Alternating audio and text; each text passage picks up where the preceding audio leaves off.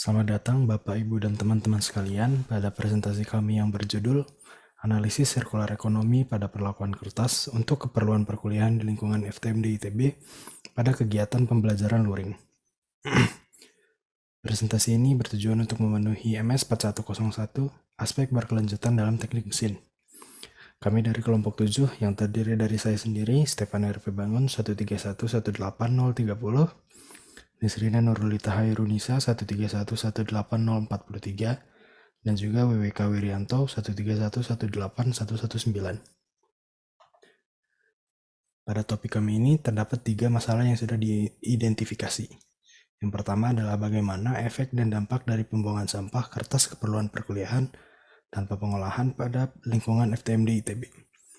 Yang kedua adalah bagaimana efek dan dampak dari daur ulang sampah kertas keperluan perkuliahan pada lingkungan FTMD ITB. Dan juga yang ketiga adalah bagaimana metode pengolahan sampah kertas keperluan perkuliahan yang paling cocok digunakan pada lingkungan FTMD ITB.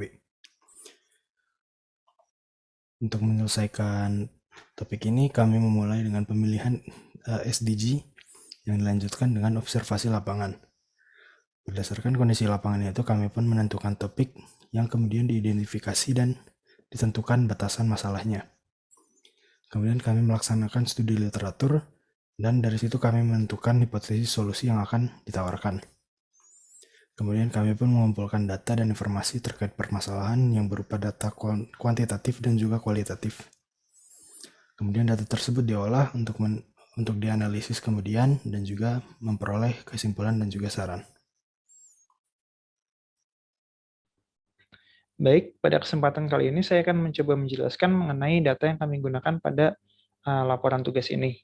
Yang pertama adalah penggunaan atau siklus penggunaan kertas di Fakultas Teknik Mesin dan Dirgantara ITB. Yakni yang pertama awalnya dari kertas HVS baru digunakan untuk kebutuhan akademik, kemudian dikumpulkan ke dosen atau pihak FTMD, lalu biasanya nanti akhirnya bercampur dengan sampah lain dan juga berakhir di TPA. Nah, siklus seperti ini apabila diulang terus-menerus bisa dibilang tidak sejalan dengan SDG nomor 12 yakni Responsible Production and Consumption. Karena untuk memproduksi suatu HVS baru itu akan memakan sumber daya alam dan juga sumber daya energi. Dan apabila diulang-ulang tentunya akan menjadi seperti pemborosan padahal bisa didaur ulang atau mengikuti yang ada di circular economy atau usaha-usaha yang dilakukan untuk mendaur ulang si HVS ini supaya nantinya bisa menjadi kertas daur ulang dan juga digunakan kembali untuk kebutuhan akademik. Nah, data yang kami temukan berikutnya itu adalah penggunaan kertas di FTM di ITB yang seperti dapat dilihat pada grafik di bawah, setiap tahunnya cenderung untuk semakin meningkat. Dan ini merupakan data untuk penggunaan kertas HVS baru dan juga untuk kebutuhan akademik.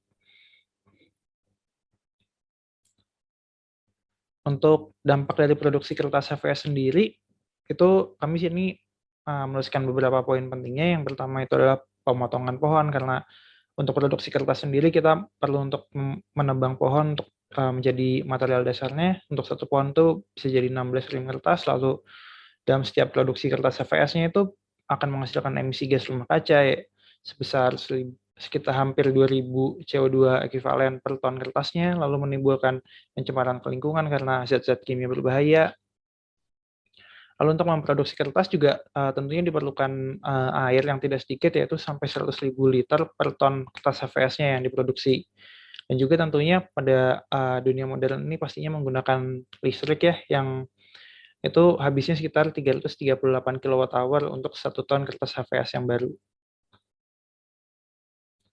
Nah, lalu selanjutnya kan tadi udah dibahas soal bagaimana dampak-dampak dari produksi kertas baru. Lalu selanjutnya di mana siklus penggunaan kertas di FTMD itu berakhir, itu kan akan berakhir di TPA. Nah, dampaknya apa aja? Yang pertama itu adalah itu akan memakan tempat yakni sekitar 2,3 meter kubik lahan TPA per ton kertas sampah kertasnya. Lalu juga akan menghasilkan gas rumah kaca yakni gas metana, yang satu gas metana itu sampai 21 kg, ekivalensinya sampai 21 kg gas CO2. Lalu juga ada biaya yang diperlukan untuk membuang sampah ke TPA-nya yaitu 50.000 per ton. Lalu yang paling bawah ini ada potensi untuk menumpuk karena terus-menerus ditumpuk, lama-lama akan menggunung dan juga bisa tumpah ke lingkungan sekitar dari TPA-nya itu sendiri.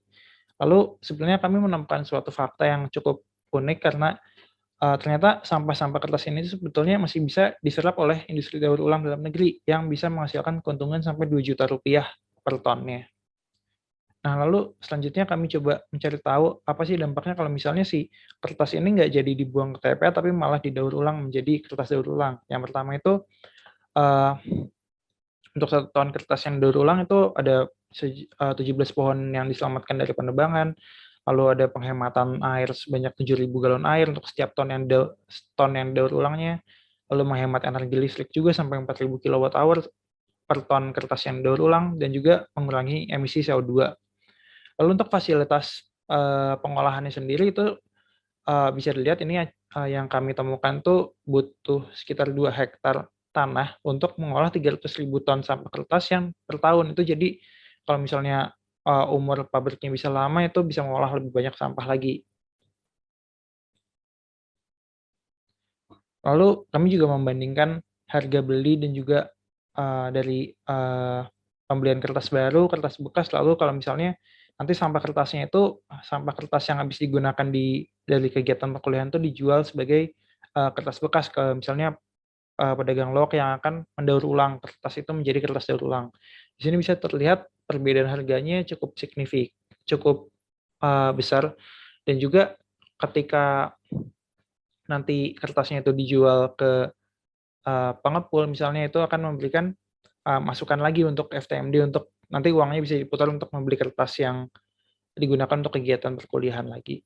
Dan juga tentunya akan mengurangi emisi kayak yang tadi disebutkan dalam pengolahan kertas bekas. Di sini saya akan menjelaskan untuk bagian analisis. Dapat kita lihat di sini ada perbandingan dampak pemakaian kertas jika kita menggunakan kertas baru dan kertas daur ulang, di mana datanya sudah disebutkan di sesi data sebelumnya. Nah, di sini bisa kita lihat bahwa biaya yang dikeluarkan ketika kita menggunakan kertas baru lebih besar dibandingkan biaya yang kita gunakan ketika kita keluarkan ketika kita menggunakan kertas daur ulang. Emisi yang dihasilkan juga lebih besar ketika kita menggunakan kertas baru dibandingkan kertas daur ulang, di mana emisi ini dihasilkan dari proses produksi kertas. Nah, dampak lingkungan dari penggunaan kertas baru juga lebih banyak daripada penggunaan kertas daur ulang, di mana jadi bisa kita lihat bahwa penggunaan kertas baru ini membutuhkan pohon yang lebih banyak, konsumsi air yang lebih banyak, dan energi listrik yang lebih besar dibandingkan kertas daur ulang. Di sini juga ada limbah-limbah yang dihasilkan oleh penggunaan kertas baru juga lebih banyak daripada penggunaan kertas daur ulang. Selanjutnya di sini ada perbandingan dampak pengolahan kertas jika kertas bekas kita buang ke TPA dan ketika kertas bekas tersebut kita buang kita daur ulang. Nah, di sini ada perbandingan biaya, emisi lahan yang digunakan, dan dampak lingkungan, di mana biaya yang digunakan untuk membuang ke TPA lebih besar dibandingkan ketika kita mendaur ulang kertas, di mana di sini bisa kita lihat untuk daur ulang kertas kita justru mendapatkan surplus karena kita memberikan semacam menjual kertas tersebut ke pihak pengelola. Nah, emisi yang dihasilkan dari pembuangan kertas di TPA juga kurang lebih 2 kali lipat lebih besar dibandingkan daur ulang kertas. Nah, lahan yang digunakan untuk pembuangan ke TPA tentu lebih besar dibandingkan daur ulang kertas, di mana pembuangan ke TPA ini membutuhkan lahan yang besar untuk tempat penampungan sampah, dan daur ulang ini membutuhkan lahan untuk mengelola kertas daur ulang tersebut. Nah, dampak lingkungannya dari TPA yang sudah disebutkan juga mungkin sebelumnya, ada sampah kertas ini akan bisa tumpah ke sungai dan dapat menyebabkan pendangkalan serta pencemaran sungai. Nah, di sini ada jumlah penggunaan kertas di FTMD, di mana datanya kita dapatkan dari data biaya anggaran kertas yang diajukan oleh FTMD per tahunnya di bagian data sebelumnya. Di sini kita bisa melihat jumlah kertas per tahun dengan membagi biaya per tahun dengan harga 1 rim kertas yang telah ditentukan oleh LPPM ITB. Di sini bisa kita lihat bahwa jumlah penggunaan kertas di FTMD terus bertambah setiap tahunnya dari tahun 2016 hingga tahun 2019. Di sini kita membandingkan dampak penggunaan kertas baru di FTMD dan dampak ketika FTMD mengganti kertas baru tersebut dengan kertas daur ulang. Nah, di sini bisa kita lihat dari grafiknya untuk kertas baru ditunjukkan oleh warna biru yang lebih muda dan kertas daur ulang ditunjukkan oleh warna biru yang lebih tua. Nah, dari grafik yang ada, bisa kita lihat bahwa penggunaan kertas baru ini mengeluarkan emisi yang lebih besar dan membutuhkan jumlah pohon dan jumlah air yang lebih besar dibandingkan ketika FTMD ini menggunakan kertas daur ulang. Nah, untuk analisis lebih lanjut, di sini kami bagi menjadi 4 siklus kertas dari di mana dia digunakan, setelah digunakan, dan pembuangannya. Di sini ada yang pertama ada kertas baru yang setelah digunakan kemudian dibuang ke TPA. Yang kedua ada kertas baru yang setelah digunakan kemudian daur ulang. Yang ketiga di sini ada kertas daur ulang yang kemudian setelah dipakai dibuang ke TPA. Dan yang keempat ini ada kertas daur ulang yang setelah dipakai kemudian didaur ulang kembali. Pada tabel di sebelah kanan ini dapat dilihat ada perbandingan biaya dan emisi per ton kertas untuk 4 perlakuan yang telah kami hitung dari data sebelumnya. Nah, di sini ada parameter biaya dan emisi, di mana bisa kita lihat bahwa kertas baru yang kemudian dibuang ke TPA ini menghasilkan emisi yang lebih besar dan membutuhkan biaya yang lebih besar dibandingkan ketiga perlakuan lainnya. Sementara untuk kertas daur ulang yang kemudian didaur ulang kembali ini menghasilkan emisi yang paling kecil dan membutuhkan biaya yang paling sedikit di antara 3 perlakuan lainnya. Nah, selanjutnya kita akan menghitung biaya jika diterapkan di FTMD. Nah, berikut adalah biaya dan emisi dari penggunaan dan perlakuan kertas untuk 4 variasi ketika diterapkan di FTMD. Nah, ini merupakan turunan dari yang sebelumnya, di mana bisa kita lihat grafiknya di sini, yang biru paling muda ini menunjukkan bahwa kertas baru yang kemudian dibuang ke TPA ini menghasilkan emisi yang lebih besar dan biaya yang lebih banyak pula. Sementara di sini untuk yang bisa kita lihat di sini di grafik yang paling hitam, warna yang paling gelap, yaitu kertas daur ulang yang kemudian didaur ulang kembali, dia menghasilkan emisi yang paling kecil, yang paling sedikit, dan biaya yang lebih sedikit pula dibandingkan 4 perlakuan sebelumnya. Nah, berdasarkan hasil analisis kami, penggunaan dan perlakuan yang menghasilkan emisi yang paling sedikit dan membutuhkan biaya yang lebih sedikit pula dihasilkan oleh penggunaan kertas daur ulang yang kemudian didaur ulang kembali.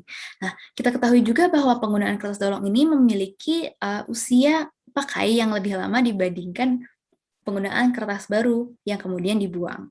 Nah, namun di sini ada sesuatu yang menjadi konsiderasi ketika kita menggunakan kertas daur ulang, yaitu kertas hanya bisa didaur ulang hingga 5-7 kali. Dan kertas yang sudah didaur ulang pun sulit untuk diketahui berapa kali kertas tersebut sudah didaur ulang.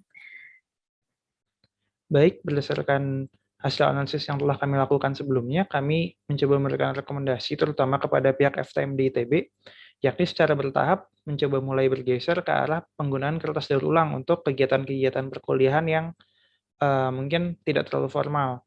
Lalu kertas-kertas bekas yang tersisa dari hasil perkuliahan pun itu juga mungkin sebaiknya coba dikumpulkan dan juga dijual ke industri daur ulang sampah kertas yang supaya nantinya kertas-kertas tersebut bisa daur ulang, digunakan kembali, dan juga menjadi pemasukan tersendiri bagi pihak FTMD ITB. Dan untuk selanjutnya, mungkin dari pihak FTMD ITB juga dapat melakukan penelitian lebih lanjut terkait alternatif lain dalam meminimalisir dampak produksi dan juga sampah kertas.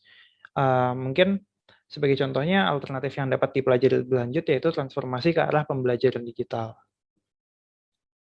Nah, berikut merupakan sejumlah referensi yang kami gunakan dalam melakukan tugas ini. Baik, mungkin sekian presentasi dan pemaparan dari kami. Terima kasih atas perhatiannya.